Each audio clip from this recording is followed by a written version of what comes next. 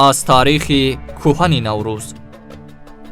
بنابر اسطوره‌های آریایی، نوروز از کهن‌ترین جشن‌ها و شادروزهای مردمان فارسی زبان است که زمانی آن به جمشید شاهی پیشدادی می‌رسد. چو خورشید تابان میانی هوا، نشسته به او شاهی فرمانروا. جهان انجمن شد بر تخت او، شگفتی فرو ماند از بخت او.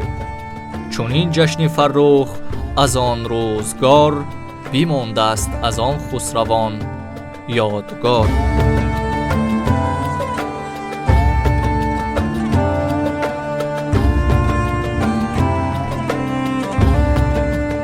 наврӯз ин рӯзест ки каюмарс ба тахти шоҳӣ нишаст.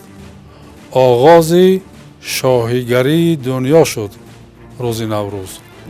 ба назар мерасад соли нави баҳорӣ дар бобул низ ҷараён дошт. ду тамаддуни ориёӣ, шаҳри бобол ва персеполис ба ҳангоми ба тахт нишастани кӯруши ҳахоманишӣ якпорча шуданд ва аз он замон то ҳазорон сол наврӯз замоне буд ки шоҳон ба тахт менишастанд ва тоҷгузорӣ мекарданд. ҳам дар аҳди хахоманишиён, ҳам дар аҳди сосониён ва ҳам дар аҳди ашкониён иди наврӯз бо шукӯҳу шаҳомоти хоса истиқбол карда мешуд ва ба шоҳаншоҳ аз тамоми кишварҳо подош меоварданд. дар авасто ба бахшбандиҳои солона ишора рафтааст. дар ясно хонда мешавад: ман ситоиши хешро бо андеша, бо гуфтор, бо кирдор, бо тану ҷони хеш ба шумо мебахшам. ин ҷашни бузургдошти офариниши одамиён ба дасти офаридгор аст. ба боварии зардуштиён фавараҳа дар вопасин рӯзи ин ҷашн ба назди хонаводаи худ бармегардад. аз ҳамин рӯ барои роҳнамоии фавараҳа оташе бар боми хонаҳо рӯшан мекарданд ки шояд чоршанбе сурии кунунӣ ҷойнишини ин суннати фаромӯшшуда бошад.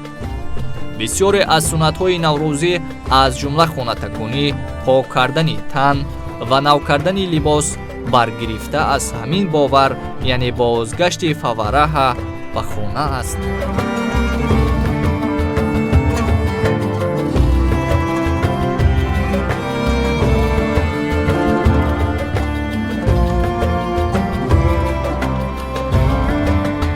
бинобар таъкиди китоби авасто, фавараҳа нахустин пайбарандаи наврӯз мебошад. аз ҳамин хотир номи ин моҳро бар ҳамин асос фарвардин гузоштанд.